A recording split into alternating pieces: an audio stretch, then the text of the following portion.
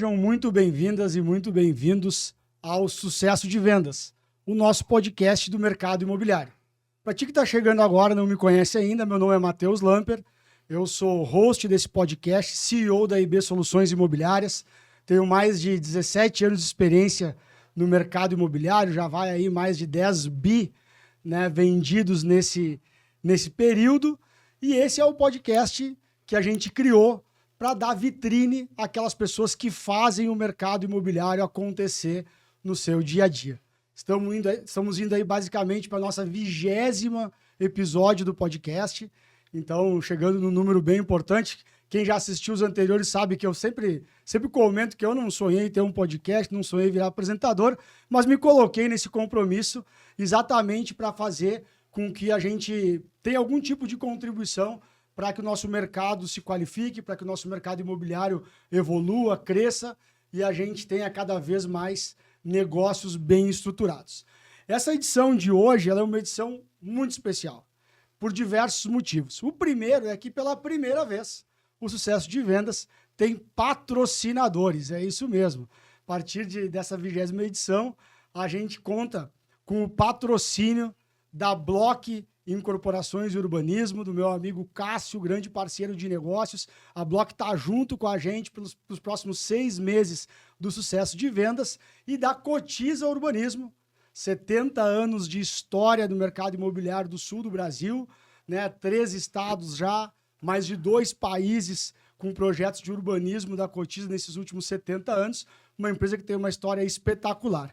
E conta também com o apoio de algumas empresas aqui do sul do Brasil. Vou ter que pedir ajuda aqui para ler, porque a gente realmente está dando um salto, né, de qualidade no nosso podcast. A gente conta agora com o apoio da Alsos Urbanizadora, lá de Caxias do Sul, do Alciones, do Diego, do Guilherme. Muito obrigado por acreditarem nesse projeto. A Amis Urbanizadora, do meu amigo César Farias. A Ariza, empresa do Marcos Fontoura, lá de Pelotas, aqui do Rio Grande do Sul.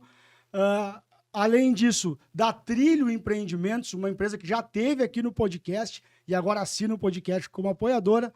A Vise Lotes, nossos parceiros lá de Curitiba, do Grupo Bairru. A Vila Urbanismo, do Grupo Cipasa, hoje uma das 2 maiores urbanizadoras do Brasil. E a Wagner Par Urbanismo, dos meus grandes amigos Ricardo Wagner, Vitor Cabral e do Crisa, né, eles que vêm aí com lançamento grande para o próximo verão no litoral gaúcho. Bom, gente, primeiro, antes de mais nada, agradecer a essas empresas por estarem acreditando que a gente precisa começar um processo de desenvolvimento, de qualificação do nosso mercado. Obviamente que esse podcast aqui ele é apenas um pontapé inicial, uma primeira iniciativa, e ele está de portas abertas. Tu que está aí me assistindo, tu que está aí me ouvindo, quer sentar aqui na mesa, compartilhar o que tu tem feito de diferente, o que tem trazido resultados novos para os teus negócios, entre em contato com a minha equipe, te inscreve aqui no canal, chama a minha equipe aqui nos comentários ou inbox, e a gente vai marcar uma oportunidade para ter uma entrevista contigo e para te trazer aos microfones do Sucesso de Vendas. Bom, primeiro motivo especial já contei, vou contar o segundo motivo. Não é segredo para ninguém que me conhece no mercado imobiliário, que eu comecei no mercado imobiliário há 17 anos, pela área de marketing, e atendendo como primeiro cliente a Alphaville Urbanismo. Eu sempre brinco que eu estreiei jogando na Champions League já, né? Mais ou menos isso no mercado imobiliário. E hoje o meu convidado desse podcast nada mais é do que o meu primeiro cliente do mercado imobiliário. Na época, a gente no início tinha pouca relação, depois a gente se conheceu no decorrer dos projetos. Ele era o diretor comercial, o cara que tocava o bumbo, o cara que fazia a Alphaville funcionar naquela época. Está comigo aqui, seja bem-vindo às câmeras e aos microfones do Sucesso de Vendas, nada mais, nada menos que Fábio Vale. Pô, primeiro agradecer aí, Matheus, o convite. Faz algum tempo que a gente está namorando a ideia de eu estar aqui no Sucesso de Vendas. Hoje é um dia especial, estou muito contente de estar aqui. Obrigado aí pelas palavras iniciais. Realmente, a gente se conheceu lá atrás meio que de maneira despretensiosa, né? E hoje estamos aí nessas parcerias. Muito legal estar aqui. Muito obrigado. O Fábio hoje vai contar um pouco da história dele aqui para a gente, mas o Fábio hoje é CEO da V7 Brasil, seguramente uma das empresas que mais gerem lançamentos imobiliários no país hoje e tem uma operação nacional, está sediada em São Paulo, lá em Alphaville, lá em Barueri. Eu tive 2 semanas atrás, eu tive a oportunidade de estar no escritório da V7 lá, a gente teve trocando algumas figurinhas aí de planos futuros para os nossos negócios. O Fábio acabou de ser o palestrante de abertura do nosso evento, do Sucesso de Vendas Business Summit, um evento que reuniu aí mais de 250 profissionais do mercado imobiliário do sul do Brasil, 14 incorporadores, mais de 2 bi de VGV, eu prometi 1 bi, coloquei mais de 2 bi de VGV à disposição dessas pessoas que acreditaram no projeto e estiveram no evento conosco. E eu demoraria um tempo muito grande aqui para apresentar o Fábio. Vou deixar que o Fábio se apresente, né? Fábio, fala um pouco aí do que tu está fazendo, qual é o teu currículo. Depois vamos falar um pouco da tua história no mercado imobiliário. Legal. Bom, Matheus, acho que, assim, primeiro, estou há muitos anos nesse mercado, são quase 30 anos aí de trajetória. Eu tive o privilégio, costumo dizer que eu tive muita sorte em participar de grandes empresas do mercado e atuando em momentos muito importantes dessas empresas, né? E como você mencionou, um dos grandes privilégios aí, dentre outras empresas tão bacanas, foi ter ficado mais de quase 14 anos, mais de 13 anos, como diretor comercial, marketing e novos negócios, né? Da Alphaville Urbanismo. Tocava tudo, né? Era uma empresa com atuação em 80 cidades no Brasil, né? Em todas as regiões, que na época, imagina, a gente fazia quase 30 lançamentos por ano, né? Se a gente imaginar hoje, comparar com o mercado atual, você ter uma operação nacional lançando 25, 30 projetos a cada 12 meses, né? Ajudar as pessoas a fazerem conta. O pessoal tem só 52 fins de semana no ano. É mais de um lançamento, é mais de um fim de semana sim, outro não. É um sim, outro também, quase assim, né? É isso. Então, assim, foi uma época muito bacana, né? Que brindou aí a minha carreira. Tive a experiência, a oportunidade de viver vários mercados, né? Como você sabe, atuando no Brasil em todas as regiões, lá de Pelotas, onde a gente se conheceu, até Belém do Pará, Manaus. Então, realmente foi uma trajetória muito bacana. E aí, nessa sequência da minha trajetória profissional, nos últimos anos eu estou à frente de uma empresa de gestão e coordenação geral de vendas, que é a V7 Brasil, que faz toda a parte de planejamento, gestão comercial, desenvolvimento de produto, também a nível nacional. Hoje a V7 está em todas as regiões do Brasil também. E a gente está aí continuando tocando esse bumbo, se relacionando com parceiros, muitas imobiliárias, são quase 3 mil imobiliárias hoje que estão associadas à V7 Brasil, atuando em projetos nossos espalhados pelo Brasil fora. Então, estamos aí nessa trajetória, todo dia aprendendo um pouquinho, todo dia construindo um pouco mais nessa trajetória. Bom, pessoal, sabe que eu me encantei, me apaixonei pelo mercado imobiliário exatamente no lançamento do Alphaville Porto Alegre em 2008, que foi meu primeiro lançamento imobiliário que eu participei, assim, fui entender o que era, eu falei, cara, que negócio maluco e tal, e o Fábio era que puxava a frente, ele que comandava, né, todo o processo. Sempre que eu estou em reuniões com incorporadores, Fábio, eu sempre conto várias passagens, que talvez nem tu lembre, né, mas eu tenho várias passagens daquele projeto, tanto da primeira quanto da segunda fase, que foi logo na sequência, que me marcaram, assim, né, e depois a gente teve a oportunidade de lançar vários produtos com a Alphaville pelo Brasil. Mas deixa eu te fazer uma pergunta e a gente voltar um pouquinho no tempo, mais no tempo ainda. Como é que tu começou no mercado imobiliário há 30 anos atrás? Eu sempre conto, todo mundo que eu entrevisto aqui eu falo isso, porque pouca gente que eu conheço, ou ninguém que eu conheço, nem sei, mas assim, o cara não pensou assim, vou trabalhar com o mercado imobiliário, eu vou virar corretor de imóveis, né? O mercado imobiliário sempre cruza a nossa vida em algum momento. Sim. Eu brinco que, principalmente no urbanismo, né? Quando o bichinho te pica, cara, tu não consegue mais sair do negócio. É verdade. Como é que aconteceu contigo? Como é que tu começou? De onde é que tu vinha? Cara, nós vamos precisar de uns 3 dias de podcast. Mas de maneira bem, assim, objetiva, eu também caí meio que por acaso no mercado. Eu atuava no varejo, atuava em redes de varejo, trabalhei na Gillette do Brasil. E naquela época, muito jovem, ainda com 20 e poucos anos, o meu sonho era ser diretor de uma loja, Walmart, trabalhar no Carrefour. E aí, por uma circunstância ali pessoal, minha esposa fazia ainda arquitetura, faculdade, a gente ia se casar, e a operação da Gillette, eu era um gerente de vendas da Gillette, atuava na região norte do Brasil, e aí eu resolvi ficar em São Paulo, me desliguei da operação de varejo, e fiquei meio ali sem saber muito o que fazer, jovem ainda, tinha terminado a faculdade, e aí um amigo meu estava montando uma empresa de administração de imóveis. E como eu era um cara muito comercial, trabalhava com vendas, trabalhava com B2B, esse amigo falou, olha, vem para cá, vamos montar uma imobiliária, né? E eu me lembro que a primeira vez que ele falou a palavra imobiliária, Matheus, ele falou uma outra palavra que era condomínio. E eu fui no dicionário ver o que era isso. Que eu não sabia o que é imóvel, cara. Eu não tinha nenhuma noção. Mas aí, rapidamente, eu entrei no negócio, comecei a montar uma operação de vendas, uma equipe de lançamento e fui estruturando uma carteira de imóveis, administração Era de bens. onde isso? Era num bairro classe média em São Paulo, ali para quem é da região do Brooklyn, Campo Belo, uma operação muito local. E aí o bichinho me picou muito rapidamente. E aí eu tive a oportunidade de tocar essa empresa por alguns anos. Depois fui trabalhar numa empresa inglesa de comercialização de lajes. E essa empresa estava vendendo todos os imóveis do Porto Madeiro, em Buenos Aires. Então eu tive uma oportunidade de trabalhar também lá em alguns momentos em Buenos Aires. Então aquilo foi um pouco da... Sair de um campeonato de interior para ir para a Champions League, pegando aqui a... E aí aquilo para mim, assim, abriu um mundo de oportunidades, né? Internacional, de vender imóvel no mundo inteiro. E aí começou a minha carreira, passando por incorporadoras até chegar lá em Alphaville e ficar lá por quase 14 anos. Né? Vocês vejam que engraçado, né? A gente se conhece desde 2008, né? Quando o Fábio virou meu cliente da minha empresa de marketing.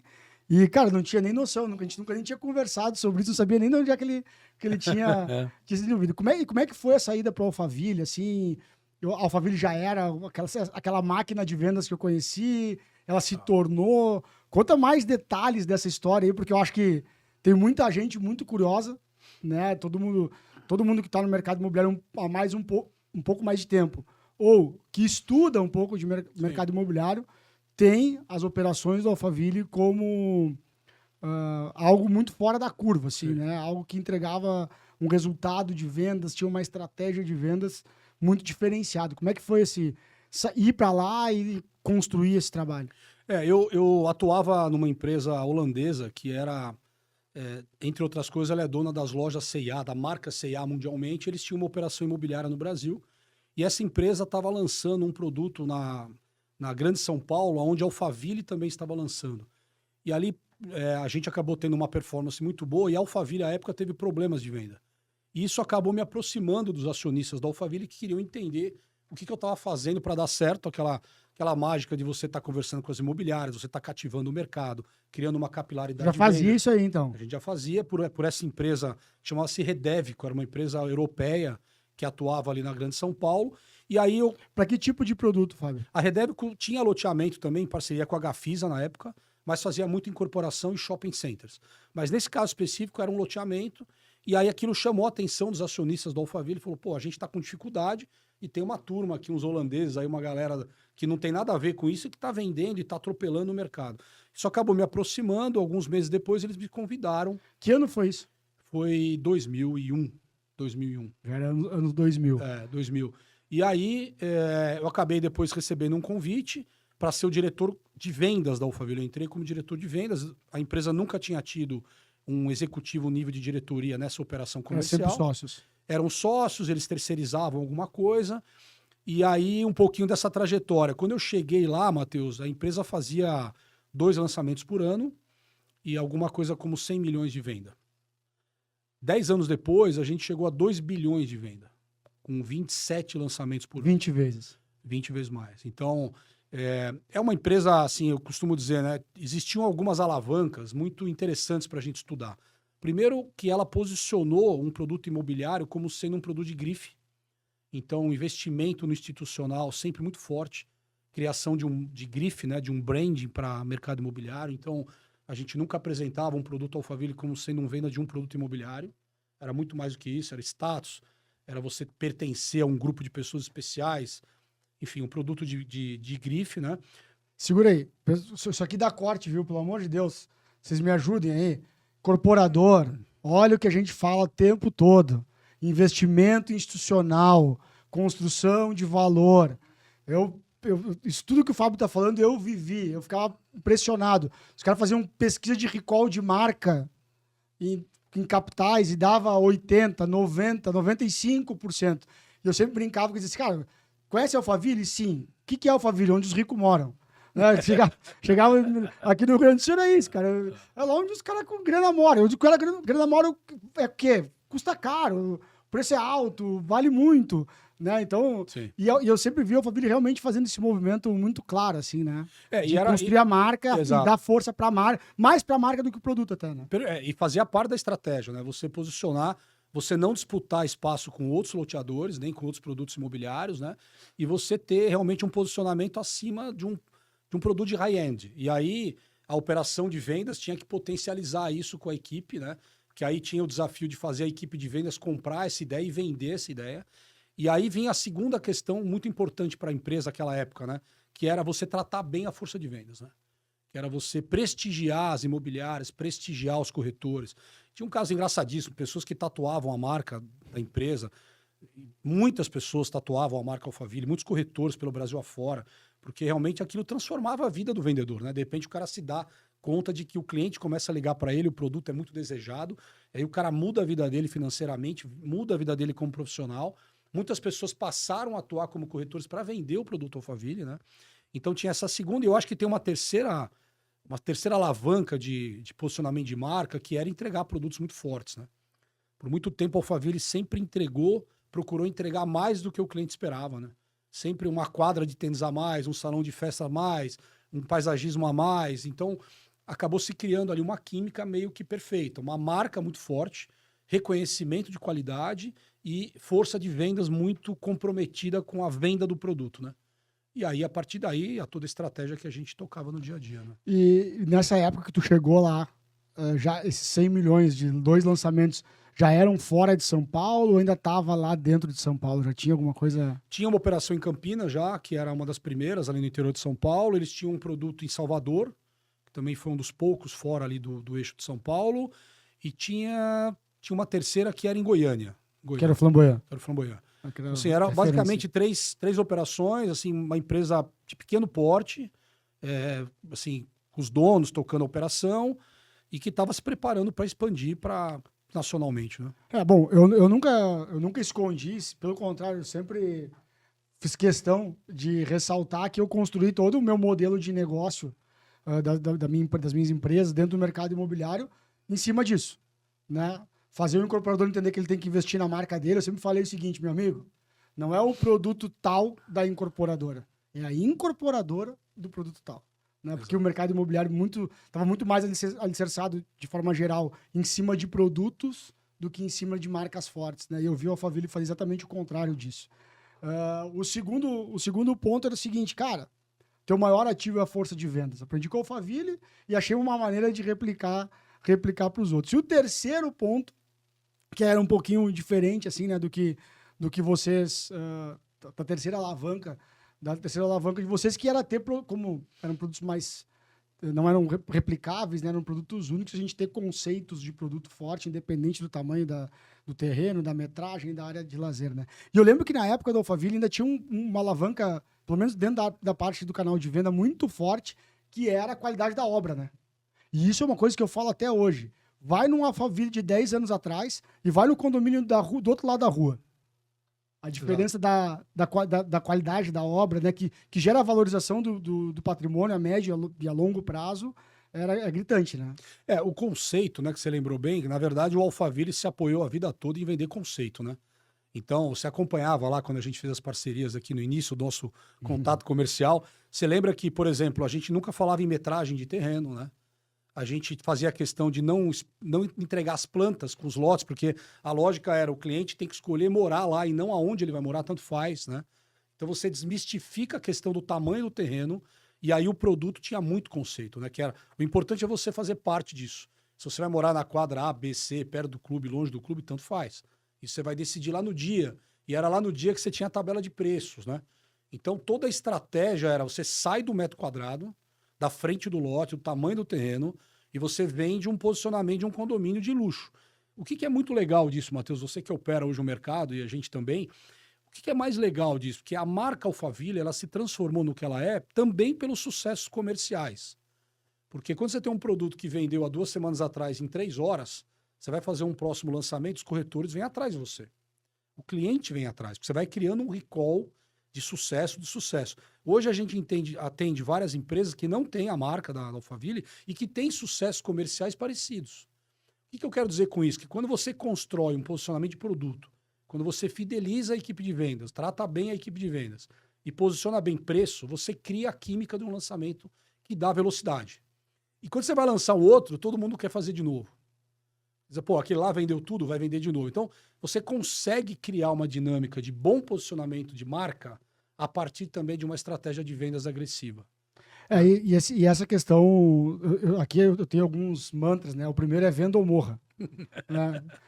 Eu sempre falo que o mercado imobiliário tem profissional, empresa imobiliária, incorporador, empresa de lançamento, seja quem for. Tem dois tipos só, o que vende e o que não vende.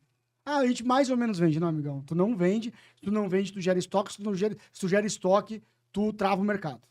O crescimento, o desenvolvimento do mercado. Então, gerar produtos com velocidade de venda, eu entendo que mercadologicamente falando, não falando do empreendimento A, B ou C, é uma necessidade. Então, pô, vou lançar ano que vem numa praça X e o Fábio vai lançar esse ano. Cara, tomara que ele entre lá e venda tudo. Porque quando ele... E eu já nas minhas palestras já criei cálculos estatísticos para os corretores para mostrar para ele, para o empreendedor, que quanto mais o meu, entre aspas, concorrente, que deveria ser visto como um parceiro de mercado, vender, mais eu vou vender. Né? Porque o sucesso de vendas ele gera um funil com tanta gente que perdeu a oportunidade. Puta, cara, eu ouvi falar desse produto e não dei atenção pro corretor. Deixei passar. Eu dei atenção pro corretor, mas na hora de ir lá escolher a unidade eu não fui. Não, eu fui lá, escolhi, negociei, fiquei brigando por uma unidade, fiquei de fora e perdi. Então tu gera muito mais gente que não conseguiu comprar Sim. do que gente que conseguiu comprar. Logo, quando tu veio com outro produto, tu formou a demanda. Perfeito. Em vez de tu ter absorvido share. Esse é o meu cálculo e essa é a minha visão. E eu vi vocês fazer isso com maestria. Mas tem uma curiosidade que eu quero que tu... Eu conheço só uma parte dela, que é, cara, como é que foi? Porque uma coisa assim, então, legal. Uma marca forte, né, investimento em marketing gigante. Eu lembro de ter visto Alphaville na novela das 8. Vocês fizeram... Muito merchandising. Eu participei de 8 novelas. Exato. Então, cara, imagina hoje ter uma marca de um produto imobiliário numa novela. Né? O nível de alcance que isso gera lá 10, 15 anos atrás. Mas, claro que isso vira desejo para todo mundo, inclusive para o corretor. Mas, cara, como é que foi instituir essa cultura de venda? Porque, assim, vou dizer para vocês, é uma igreja, viu? Os caras faziam, devem fazer até hoje, cara, é brincadeira. Esse negócio do corretor seguir, eu vi o cara sair de Brasília e ir para Belém, o cara sair de Belém para Manaus e para Cuiabá, porque o Alphaville ia lançar, ele ia lá e aproveitar e ia vender. Mas como chegar nessas regionalidades, né? Pô, é quase como ir para um país diferente, né? Sair de Cuiabá e vir para Porto Alegre, né? Time diferente, as imobiliárias são diferentes. Como que foi conseguir implantar uma mesma cultura de vendas em cenários tão diferentes assim? Talvez tenha sido esse o maior desafio, mais do que a marca, mais que o produto, mais que vender efetivamente, foi convencer o corretor que aquilo era possível? Eu acho que essa é uma ótima pergunta. Eu tinha um modelo muito padrão, né? Assim, o que a gente costumava dizer era quase que uma receitinha de bolo, mas a gente tinha que estar sempre olhando a temperatura do fogão, né? Do forno, assim, porque em cada lugar a gente tinha dificuldades, né? Eu me lembro quando a gente lançou, por exemplo, Porto Alegre, a gente teve muita dificuldade de fazer a equipe acreditar se participou à época, né? E a gente percebia que o próprio corretor, ele não conseguia levar isso para o cliente. Ele se posicionava como um primeiro cliente, né? Então, por exemplo, nós não temos a tabela de venda só no dia do lançamento, aquilo demorou algumas semanas para a gente conseguir mostrar para a equipe que ele trabalhando sem a tabela geraria para ele mais oportunidade do que ele apresentar a tabela no primeiro contato. Então, dependendo da região, a gente tinha mais, depende da questão cultural, do como os mercados funcionavam, mais tradicionais, ou mercados mais, assim, mais modernos em termos de operação, isso mudava muito. Mas, basicamente, tinha ali uma construção de um posicionamento de um produto que não era um produto imobiliário. Que essa era o mantra. Qualquer lugar que você estiver, seja no Rio Grande do Sul, seja no Norte, você vai levar um produto que não é um produto imobiliário. E você, a partir daí, você vai treinar a equipe para que ela leve isso. Você vai fazer uma campanha de comunicação que mostre para o cliente que ele está perdendo uma oportunidade e não perdendo um produto imobiliário, né? Como você comentou, é muito o cliente perceber que ali ele não pode deixar passar. Tanto faz aonde tanto faz que dia, quanto custa, tamanho do terreno, ele tem que participar daquilo. Então, toda a ciência ali, toda a dinâmica era manter isso de uma maneira, eu diria assim, muito fortalecida no posicionamento da marca, no trato com a equipe. E você comentou das operações de merchandising. Pouca gente sabe disso, mas a gente tinha uma equipe dentro da operação da Alphaville que tratava o roteiro das novelas. Então, dependendo dos autores, a gente construía a história junto, anos antes.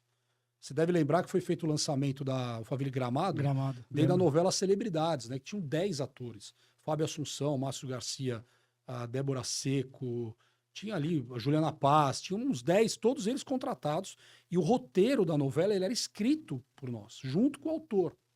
Então não era um merchandise onde aparecia um livro da empresa ali em cima da mesa. Uma placa nos fundos da... A gente fazia isso 2 novelas antes, né?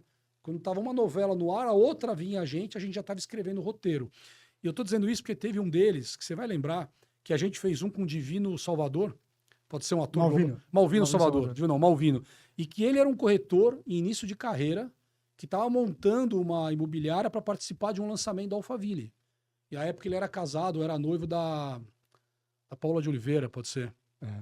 Então foi uma operação, um trabalho de merchan valorizando o trabalho do corretor. Imagina, um cara humilde na novela das 8, uma baita audiência, o cara construindo a carreira dele, casado com uma médica, namorava uma médica, não me lembro exatamente, mas a história era toda que o cara se dedicava a vender um produto Alphaville, e aí ele virava um empresário, virava uma imobiliária, era bem sucedido e conseguia fazer. Então, até nisso, a empresa pensava em como mexer com a questão da carreira do profissional de vendas, prestigiando ele, contando essa história, né? Que muitas pessoas não sabem, mas que vida de corretor não é um negócio fácil, né, Matheus? Nossa. E o cara tem que ser muito persistente, tem que investir em educação, tem que estar o tempo todo se reciclando, né? Um cara que está acostumado a lidar com não todo dia. Então, lá atrás, a empresa Alphaville já fazia esse tipo de relacionamento com a equipe, né? E tem uma coisa que eu acho muito bacana, assim, que normalmente as empresas acham que simplesmente esse treinamento técnico superficial e motivacional alto vai trazer uma conversão maior ou é o melhor caminho para o seu negócio. Eu presenciei e eu vejo pelo menos que tem um grande valor nisso, que vocês desenvolviam um trabalho técnico, a hora de treinamento que esses corretores tinham de obra, de qualidade de obra, de como é que funciona, como é que entrega, para que ele realmente estivesse preparado para defender, não só para responder às objeções do cliente, que vinham muito pelas questões comerciais, de não ter tabela, de não saber o preço, de ter pouca informação. Né? Isso aí. Muita objeção por causa disso, mas ele ficava muito preparado para as objeções, não é para as objeções, para as defesas de que aquilo ali era uma oportunidade, não só pela marca, mas por um produto extremamente diferenciado, né? Você lembrou bem, a questão de treinamento técnico ele é muito mais sustentável, né? A motivação, ela vive de espasmos, né, Matheus? Então, você faz um meeting de venda, sai todo mundo super motivado, aquilo vai caindo. Então, quando você treina tecnicamente, você leva por mais tempo, né?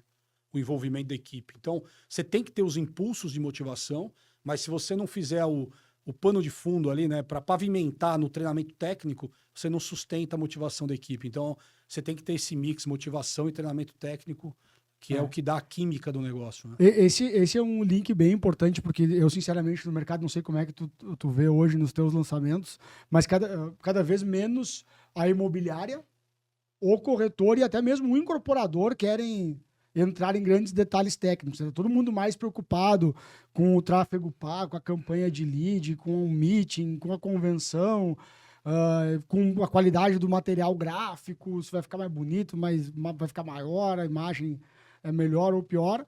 E essas questões técnicas vão ficando em segundo plano.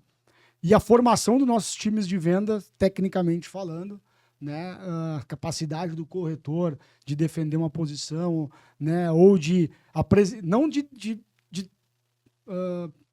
transpor uma objeção, mas sim de propor algo para o cliente. Não, só aqui, ó, o senhor tem que vir aqui, porque isso aqui realmente é diferenciado, porque essa empresa, porque é o que ela já fez. Né, então, acho que a gente tem um espaço aí, não sei se tu concorda, no mercado para a gente elevar o nível de qualificação, né, desses times de vendas e, com isso, fazer vendas mais qualificadas, mais consistentes e ter volume também de vendas, que é fundamental. O espaço, Matheus, é gigante. Eu diria que esse é o pulo do gato, como a gente diz, né? Hoje não tem mais espaço para amadorismo, né? A gente tem que entender que o corretor tem que se qualificar. A gente sabe que o cliente comprador, ele virou muitas vezes um especialista, né? Naquela época, 10, 15 anos atrás, muitas pessoas nem sabiam muito o que era o mercado imobiliário, né? O cara comprava um imóvel e depois passava 20 anos sem comprar nada. Hoje você senta com o cliente, ele sabe fazer conta, ele conhece o preço do concorrente, ele conhece os diferenciais, ele conhece as incorporadoras. Então não tem, o profissional de vendas de imóvel, o cara tem que estar muito qualificado. A gente, como empresa de gestão, esse é o grande desafio de você treinar o cara comercialmente, treinar o cara tecnicamente. Ele tem que saber fazer conta de rentabilidade, né? Ele tem que saber atender lead, ele tem que entender como é que ele usa o WhatsApp, a tecnologia em favor dele, não para atrapalhar o processo. Então, tem um espaço gigante, eu acho que o mercado já entendeu isso em alguns pontos. É verdade ainda que se dá pouca atenção para isso, mas a gente já vê iniciativas muito bacanas de gerar conteúdo de treinamento, de qualificação do time de vendas, muitos profissionais buscando reciclagem, buscando conhecimento, né, o tempo todo. Então, acho que o mercado ele vai passar por uma transformação de qualificar e, naturalmente, tirar do mercado quem não se qualificar, né? Porque você não tem mais espaço. Você não tem espaço. O teu cliente hoje ele vai conversar com você como um especialista. Se você não estiver preparado para uma troca, para trocar, você não vai ser bem sucedido, né? É verdade. Queria explorar também um outro assunto, que era as estratégias de lançamento. Né? Bom, estava claro que a estratégia estava toda alicerçada no time de vendas, mas tinha um processo de lançamento claro, né?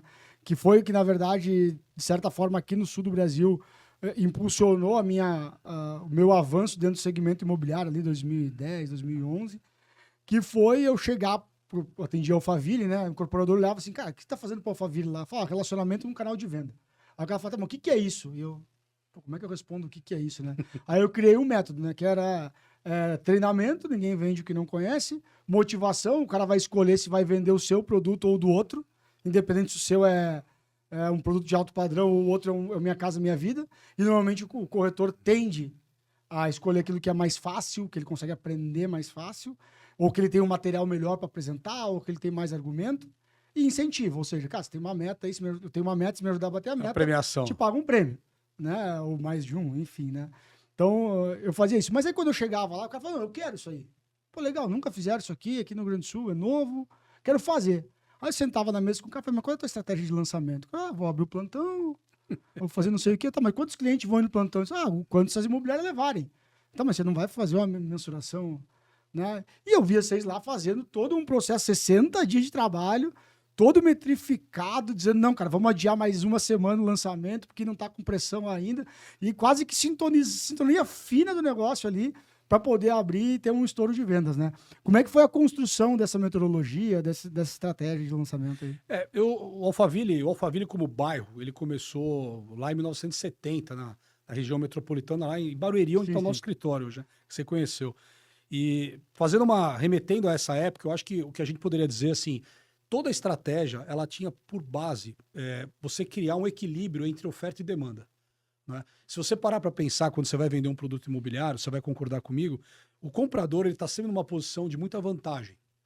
O cara que está vendendo, ele está ali naquela coisa do desespero, ele não é o único no mercado, e quem está comprando negocia desconto, marca a visita e não aparece, não atende o telefone, bloqueia o cara no WhatsApp. Então, o cara que está oferecendo o produto, o incorporador, no caso a marca lá, Alphaville, sabia que se ela chegasse dessa forma, ela teria muita dificuldade em realizar a venda, porque ela estaria numa posição de desvantagem. Então, esse período do início do trabalho, que você falou 40, 60 dias, é um período para você criar uma escassez de mercado e você meio que tentar equilibrar o interesse de quem compra com o interesse de quem vende. Então, não dar a tabela de vendas era justamente você controlar o processo comercial. Né? Não falar da metragem dos terrenos, muitas vezes, no primeiro momento, era para quê? Para que o comprador buscasse a informação com você, ao invés de você entregar a informação antecipadamente. Então, são pequenas métricas, né, pequenas ações que vão criando no comprador uma sensação de escassez na informação. E aí, quando eu quero alguma coisa e eu não tenho informação por completo, o que eu vou fazer? Eu vou começar a buscar essa informação. E aí, de repente, eu começo a ligar para um corretor que eu nunca quis falar. E aí o corretor fala, pô, não é que esse negócio funciona? E agora o seu Matheus lá me ligou, pô, finalmente o cara me ligou. Então, a dinâmica toda era, a gente precisa equilibrar isso. E aí eu tenho uma frase do Steve Jobs que ele diz assim, né? O cliente nunca vai saber o que ele quer até você dizer para ele o que ele precisa, né? Então, no final do dia, a estratégia toda era criar um senso de oportunidade com pequenas ações que muitas vezes demoravam 60 dias. Construindo gatilhos para que esse cara fosse... E aí, com as métricas, conectando. com os KPIs, a gente começava a perceber em que momento desse processo eu estava no ponto-chave para, como a gente dizia, para tirar o avião do chão, né? Que é o que a gente faz até hoje. Então, eu começo com um avião para a pista e em algum momento tem que puxar o manche. E eu tenho que olhar o meu painel e falar, tá no momento, eu tô na rotação de motor, eu tô a favor do vento, é agora que eu tenho que sair, né? Mas no final, vamos dizer, no final do dia, a lógica era essa, era a gente criar mecanismos junto com a equipe, junto com os clientes finais, com a estratégia de comunicação, que a gente fosse dosando a informação para que no final a gente conseguisse equilibrar esse jogo. E aí o que aconteceu? As pessoas iam de madrugada para a fila, chegavam 10 horas da noite para comprar no outro dia, 9 horas da manhã. E tudo isso ia criando uma magia em volta de um produto que... Eu cheguei a conviver em Teresina, os caras 2 dias antes ficaram à beira da 101, da rodovia 101, lá quase sendo atropelados. Calor terrível, né? E é isso, mas eu sempre digo, né, que quando a gente vê uma cena dessa, pô, você tem lá 500 pessoas aguardando para comprar. Isso começou meses antes, né? Você construiu aquele momento. O cliente ele foi sendo nutrido para chegar nesse ponto, né? Foi sendo preparado, melhor dizendo. E tu entende que, vou usar de maneira genérica, não precisa ser tão genérico, né? Mas que todo incorporador e todo produto pode construir uma estratégia nessa linha? Pode. E hoje a gente faz isso, né? Hoje a gente atende aí dezenas de incorporadores que não tem nenhuma marca, não tem muito longe de ter produto. Empreendedores estão fazendo o segundo projeto na vida. O primeiro, o processo comercial, ele cria o case. Isso eu aprendi na minha trajetória. A marca ajuda a impulsionar. Vamos lá, o processo comercial cria o case. Ele cria o case. A gente tem vários exemplos aí nossos hoje com a V7 Brasil, que são empreendedores de primeira viagem que criaram esse tipo de pressão. Pessoas chegando na madrugada, um dia antes. Então, o que a gente concluiu? Que você faz um processo de criar esse equilíbrio entre oferta e demanda, você consegue criar um impulso de lançamento. E aí, no próximo, você usa o sucesso do primeiro para ajudar a construir o segundo. Então, a gente faz isso hoje e hoje eu consigo afirmar que, claro, quando você tem um produto com grife, você tem um botão de turbo ali, né? Ajuda. Mas isso não é o mais importante. O importante é o processo comercial. A relação com a equipe, você saber a estratégia comercial, como é que você trata com a equipe, esse alinhamento com o marketing, né? Que você conhece tanto também como especialista. Como é que a gente calibra a comunicação com o momento de vendas, né? Então, esse timing, como a gente diz, né? Isso é uma dificuldade, né? Porque as linguagens e os timings do mercado imobiliário são únicos e diferentes de qualquer outro segmento. Então, tu tem um parceiro de marketing, uma agência, né, que consiga entender assim, bicho, eu não preciso comunicar muita coisa, só preciso comunicar em volume. E o cara já quer lá, vem um anúncio com produto, o produto não precisa. Calma, deixa essa informação que o corretor dá, a gente está preparando o time de vendas, é complicado, né? O formato mental, o mindset do modelo do negócio é completamente diferente de qualquer outra coisa. Né? O que você está dizendo assim, é o que comunicar e em que momento comunicar, né? Porque muitas vezes você tem...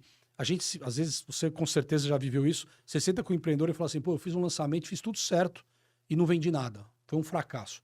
Aí você começa a entender, ele fala, pô, fiz um meeting de vendas para 500 corretores, mas não saiu o folheto. A campanha demorou 20 dias para entrar depois do meeting. E aí, rapidamente, você fala, mas você não fez nada certo. Você fez as coisas certas nos momentos errados, né? Fora de ordem. Então, calibrar essas ações, pegar a motivação da equipe, entregar ferramentas de venda, comunicação no momento que a equipe está motivada, isso é uma ciência, né? Você tem que medir o pulso ali. Pô, agora é a hora de entrar com a campanha de produto, agora não é hora. Agora é hora de acelerar a campanha porque a equipe está no momento bom dela. Se você conseguir encaixar isso, que é o processo, a estratégia de vendas, você vai ter ali uma demanda para você administrar e vender da melhor forma. Tu sabe que eu nunca tinha perguntado isso pro Fábio, gente. Teria facilitado a minha vida nos últimos 15 anos se eu tivesse perguntado. Mas eu construí, né, a minha percepção de mercado, e não sei se tu vai concordar, mas eu sempre falei o seguinte. Se fizer uma pesquisa, vou lançar um loteamento, um condomínio fechado em Porto Alegre. Contrata a melhor empresa de pesquisa e faz uma pesquisa de demanda. Você desiste do lançamento no mesmo dia e na mesma hora. Né? Porque no lote, e é os 75%, 80% dos negócios que a gente desenvolve hoje é lote. Né? Acho que só 20%, 25% é vertical. Lote não tem demanda. Ninguém precisa comprar um terreno. Muito pouco a gente está procurando um terreno para comprar. Porém, todo mundo deseja morar numa casa. e ter aquela casa, eu sempre brinco, né? Com o living do tamanho que sempre sonhou, com a lareira na posição que sempre sonhou, que é completamente diferente de tu comprar um Varanda, apartamento, né? por mais alto padrão que seja o apartamento. Né? O pátio, a churrasqueira, Sim. enfim, né? Por aí vai. O closet da suíte, enfim. Então, assim, todo mundo deseja. Mas entre o desejo e a necessidade, a distância é um abismo. Então, quando tu oferta um produto de lote, tu oferta algo que é objeto de desejo, mas que as pessoas não estão querendo comprar. Então, por que você tem que começar o processo 60, 90 dias antes? Porque ela tem que ter informação que ela pode realizar o desejo e construir na cabeça dela podia comprar, né?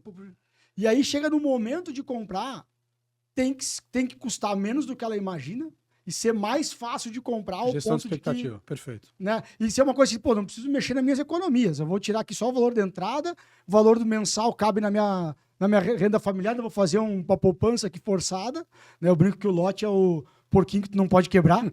É a tua economia que tu não pode quebrar. Então, só que isso anda muito na contramão do mercado imobiliário, do maior volume de oferta imobiliária que está no vertical, né? Então a gente sofre aí severas dificuldades, né, para entrar na cabeça do corretor, que é o nosso, concordo plenamente contigo, é o nosso principal ativo, eu acho. Né, das nossas estratégias de lançamento, nossas estratégias de Você vendas. tocou num ponto legal, porque assim, eu acho que a gente está falando, você não tem que vender a característica do produto, você tem que vender o benefício, né? Então a gente diz assim, você não vende segurança, você vende tranquilidade, né? Ninguém compra segurança. Segurança você compra em porta de banco, né? Sim. As pessoas compram a tranquilidade que aquela sensação de segurança te traz, né? Então você não vende um lote, você vende o bem-estar de estar numa casa com os amigos, com a tua família, né? E teu filho brincando na rua. E teu filho brincando. Então são sensações, né? Eu acho que isso é uma coisa, parece óbvio, né? Mas a gente vê muito hoje as campanhas, os posicionamentos vendendo o produto, né? O metro quadrado, a metragem do quarto, a metragem da varanda. E isso é mais difícil vender, né? Porque isso é tangível, né? E tu sabe que a gente vê e aí muitas vezes os nossos parceiros de vendas aí, que são boa parte da nossa audiência, a gente está sempre metrificando e transformando em número o nosso trabalho. Né? E número não vem de conceito. E aí eu até falo muito isso para os corretores, eu falo, cara, olha só, tem um time que trabalhou aqui, meu amigo, que os caras são pós-graduado, tem mestrado, PhD, os caras ficaram 5 anos em cima dessa área aqui, desenvolvendo esse produto, criando o conceito, para quando a gente te apresentar, a primeira coisa que tu pergunta é quanto que é o metro quadrado. Quanto custa? Aí você quer ser valorizado, entendeu? É isso. Fica difícil. Então, acho que a gente tem muita oportunidade, né, de fazer o mercado evoluir, se qualificar. Isso vão qualificar os negócios, e a qualificação dos negócios vão nos trazer produtos melhores, times melhores, vendas melhores. As vendas melhores vão trazer clientes melhores, perfeito, mais recorrência de compra. Né? Então, acho que a gente está diante, né, de um horizonte de oportunidades que eu até então, nesses meus 17 anos, não tinha percebido. Pode ser que ele já existisse e eu que não tinha percebido, né? Mas me conta um pouco como é que está hoje a V7, que regiões que vocês estão. Hoje é uma empresa aí de quantos bi de lançamento? Fala um pouquinho do A gente teu momento. a V7 hoje está completando 11 anos de operação, a gente atua no Brasil todo. A gente tem operações muito sólidas no norte do Brasil, ali na região de Belém. A região está muito próspera. A gente tem negócio do Centro-Oeste, em Campo Grande, Cuiabá, Goiânia. Algumas operações no Nordeste, ali na região da Paraíba, e também em Alagoas, e a gente tem muitos negócios no interior de São Paulo. Então a gente atua em Paulínia, em Campinas, Jaguariúna, Sumaré, Montemor, Sorocaba, enfim, acho que são quase 20 cidades lá. Vai terminar vindo para a região sul, escuta o que eu estou falando. Então, assim, é uma operação basicamente nacional, com muita força no interior de São Paulo, onde a gente está já há bastante tempo lá atuando com projetos emblemáticos, enfim, produtos de bairro planejado. A gente tem hoje, assim, uma empresa que não tem por princípio, Matheus, trabalhar ser a maior empresa do mercado. A gente tem muito orgulho de dizer que a gente tem parceiros hoje que estão indo para o 3º, 4º lançamento com a gente. Então, muito mais do que a gente fazer um pela primeira vez, a gente gosta de fazer outras vezes. Então, uma carteira de empreendedores muito qualificada, espalhados aí pelo Brasil. A gente tem empresas familiares, a gente tem grupos profissionais, atende empresas que estão atuando no Brasil todo, grupos mais locais, regionais. A gente tem feito aí em torno de 12 a 15 lançamentos por ano. Isso deve dar aí perto de uns 3 bi pouco, dependendo do ano. Mas a proposta da empresa é atender bem e atender sempre, né? como a gente diz. Não segmenta por tamanho de incorporador, na verdade. Não. É por perfil, a gente procura entender realmente o momento do empreendedor, avaliar a perspectiva de parceria de médio e longo prazo. Nós somos uma empresa de serviço, né? Então a lógica é que você faça mais vezes, que você atue mais diretamente com o empreendedor e principalmente atuando de maneira estratégica e menos operacional, que é um pouco também do nosso DNA. Né? Sabe que vou te fazer uma pergunta em cima menos da visão dos nossos negócios, mas também falando um pouco para o dono da imobiliária que nos assiste, né? Eu particularmente considero o nosso negócio pouquíssimo escalável, para não dizer que ele não é escalável, e moderadamente expansível. Por que eu estou falando isso? Porque tem muito dono de imobiliária que está nos assistindo que ele é líder ou está entre os 3 líderes da cidade dele lá, e aí ele vê um mercado explodindo. E ele acredita que o melhor modelo é ele ir lá naquele mercado que está explodindo e colocar a imobiliária dele lá, né? Na tua visão, e como tu opera em vários, né, quais são as dores, né, e os pontos positivos de expandir o negócio? Porque, pô, se pegar só o interior de São Paulo, ele tem VGV que não termina nunca, né? Termina expandido, lógico que por oportunidade, mas é uma dificuldade essa expansão. Onde é que ela está? Onde é que tu vê as maiores dificuldades dessa expansão? Eu acho que a gente tem que separar, assim, no papel de gestão comercial, que é o nosso caso, a expansão é meio que natural. Porque você acaba tendo vários países em um só, e as oportunidades são gigantes, porque nosso trabalho é ir lá coordenar o time de vendas, fazer o desenvolvimento de produto, fazer o processo de gestão do lançamento e termina aquilo e volta para a sede, né? Basicamente é isso. Para uma empresa imobiliária, eu diria que a expansão ela é mais difícil, porque eu acho que ela precisa de um negócio chamado carteira de clientes. E para você construir a carteira, você tem que avaliar bem, porque não é algo que você vai e volta, você tem que ir para ficar, né? Então você imagina uma imobiliária do interior de São Paulo que resolve montar a operação em Belém do Pará. Você vai em Belém do Pará, você tem times de venda lá altamente qualificados, né? É um mercado muito organizado, com várias empresas muito bem estruturadas. Então, você tem ali uma barreira de entrada gigante, né? Você vai chegar ali em pessoas que já são ali, que vivem ali. Conseguir mão de obra também, né? Conseguir mão de obra. A disponibilidade de corretor hoje, né? Exatamente. Para conseguir expandir teu negócio Exatamente. É difícil, porque eu falo isso porque volta e meia, assim, né? Eu converso muito com muitos parceiros aqui e eles falam assim, pô, Matheus, mas Itapema, Balneário Camboriú tá explodindo, eu tenho que ir para lá.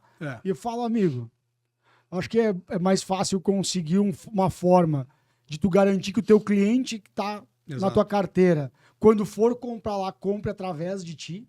E aí realmente precisa criar novas talvez através de soluções, parcerias, né? Novas soluções para isso, do que efetivamente tu parar de atender a tua operação aqui para investir um tempo e um dinheiro numa operação que às vezes é 300, 400, 500, 800 quilômetros de distância, né? E aí daqui a pouco tá te demandando lá desde caixa de investimento até tempo, né?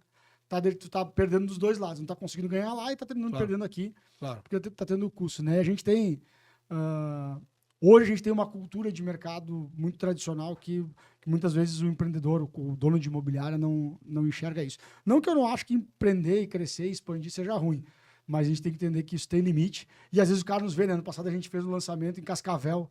Cara, pô, se o Matheus pode ir para Cascavel, lá também posso ir para Itapema. Eu vi bastante isso. Cara, não é tão simples assim, tu acabou de exemplificar bem. E me diz uma coisa, Fábio, a gente infelizmente está chegando aí na reta final do podcast. Quais são os planos daqui para frente? Como é que tu tá vendo o mercado? O que tu tá enxergando também de oportunidade de expansão dos negócios da V7?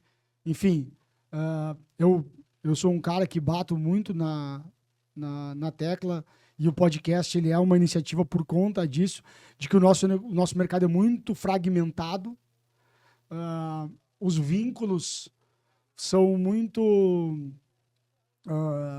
sazonais e muito fracos, né? A gente não tem grandes vínculos. Cada vez mais o dono da imobiliária está com dificuldade de vincular a equipe dele.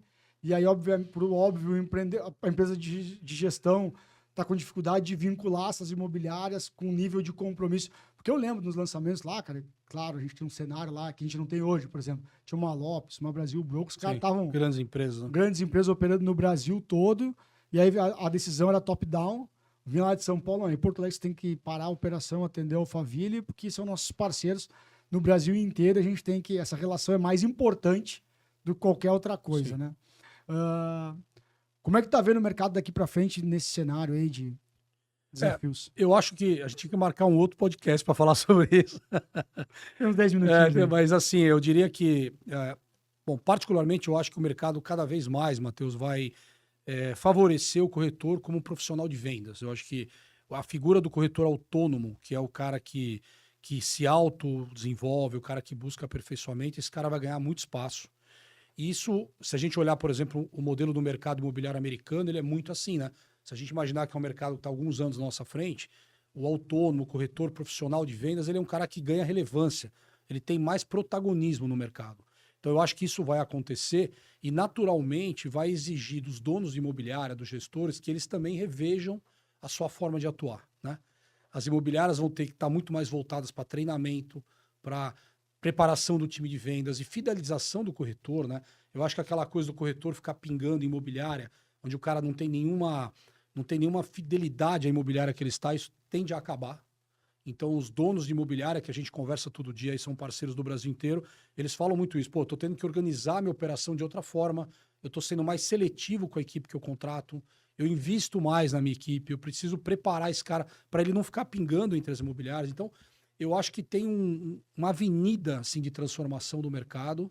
Eu acho que a gente ainda tem muita estrada para percorrer, mas eu acho que a palavra de ordem é desenvolvimento. Desenvolvimento e aperfeiçoamento das pessoas, né?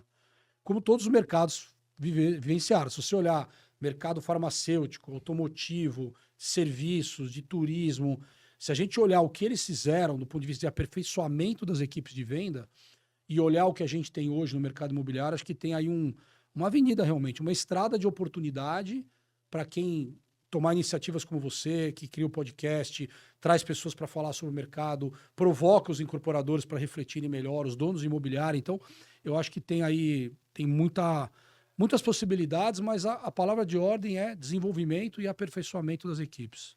Eu diria que é isso. Eu não tenho dúvida, acredito muito nisso. A gente já conversou fora aqui das câmeras. Isso. A gente tem bastante alinhamento em relação a isso. A gente o Fábio acabou de palestrar aí no Sucesso de Vendas Business Summit e foi o palestrante de abertura aí do nosso evento. No evento a gente lançou, né, uma plataforma de educação no qual o Fábio vai estar junto com a gente. Não sei exatamente como, mas ele vai estar, está intimado já, não tem escolha, né? Eu vou pegando vou pegando a turma pela mão e vou empurrando. Vamos junto, vem. Exatamente para isso, né? Acho que todo mundo precisa se desenvolver na posição que está, o dono da imobiliária precisa melhorar. Né? A gente veio do mercado que o cara segurava o corretor porque ele tinha a oportunidade dos imóveis. Era isso que segurava o corretor dentro da imobiliária. Isso. Hoje está tudo democratizado, aí está na internet, né? Aí depois paralelo a isso, tinha a questão das carteiras de clientes. Não, o dono da imobiliária tinha uma carteira de clientes que ele compartilhava com o time deles. Hoje o cliente está democratizado, o cliente está entrando em anúncio, o cliente está entrando no lead, né? E está difícil de conseguir reter esse cliente e transformar ele numa venda. Quem é que está conseguindo, no meu ponto de Converter, vista? né? Quem está conseguindo converter? Quem está focando mais em se relacionar e menos em vender? Né? Eu tenho uma frase que eu uso nas minhas redes sociais, tem um corte meu aqui do podcast que fala isso, que eu falo: todo mundo que sai de casa para vender todo dia não vende nunca. Né? Quem sai de casa para conhecer gente, para se relacionar, para construir negócio, para estruturar oportunidades, esse cara vai ter venda o tempo todo para fazer. Ele vai vender mais, vai vender menos de acordo com as oportunidades que ele tiver na mão dele, de acordo com o momento do mercado, e o nosso mercado, a sazonalidade econômica e política impacta diretamente, né? Mas o cara que faz isso nunca fica sem venda. Daquele cara que sai desesperado para vender, o cliente já olha para ele, desvia dele, vai para o próximo. Né? Então, acho que tem assim como tu falou, eu vejo que tem uma oportunidade, uma necessidade das pessoas se qualificarem para algo um pouco diferente. Então, no nosso evento aí, a gente apresentou já os primeiros 5 cursos da plataforma, né? Em breve vem mais novidade. Então, se tu tá aí, não foi no evento, tu não participa da plataforma ainda, em breve a gente vai divulgar como que tu pode fazer parte. É só por convite, Já vou avisando aqui, virando para a câmera, é só por convite. Não adianta querer se inscrever, não adianta querer pagar, não tem jeito, só vai entrar por convite. Quem foi no evento está dentro, quem não foi, infelizmente, vai ter que esperar uma oportunidade. Mas a gente também está olhando esse caminho e acredito que existe muita sinergia aí entre o que tu está enxergando e o que a gente está enxergando do lado de cá. Bom, estamos chegando no final. Queria deixar aberto aí os microfones do podcast Sucesso de Vendas para que tu te despeça aí de toda essa turma que está nos assistindo.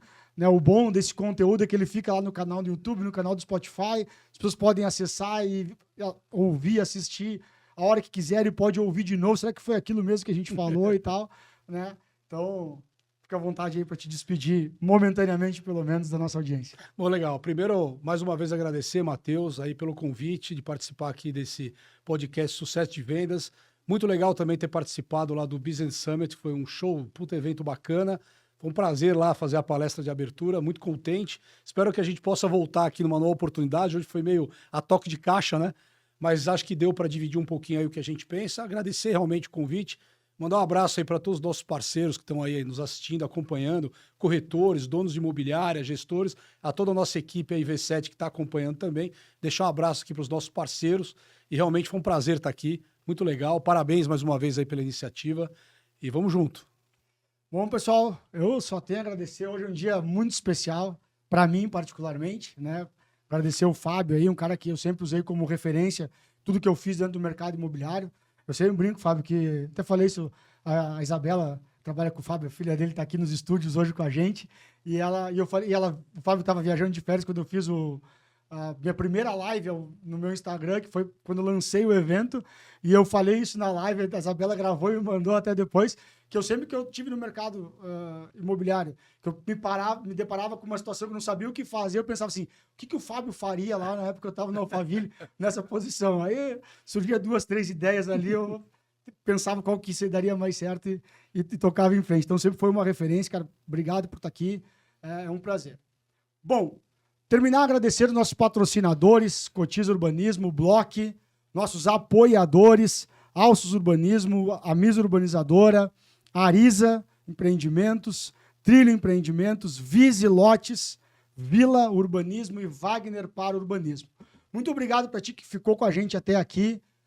Fica no canal, te inscreve, clica no sininho aí, como eles dizem. Não é porque a gente quer virar youtuber, né, Fábio? A gente não tem, definitivamente não tem talento para isso, mas é só para tu saber quando é que tem conteúdo novo no canal, para tu poder indicar para outras pessoas da tua equipe, teus parceiros de negócio, porque a gente procura aqui sempre trazer conteúdo de alta relevância daquilo que está acontecendo de fato com quem faz o dia a dia do mercado imobiliário. E assim eu acredito muito que juntos faremos um mercado imobiliário cada vez maior e cada vez melhor. Muito obrigado, meu nome é Matheus Lamper e eu estou à tua disposição para a gente fazer o mercado andar sempre para frente. Valeu!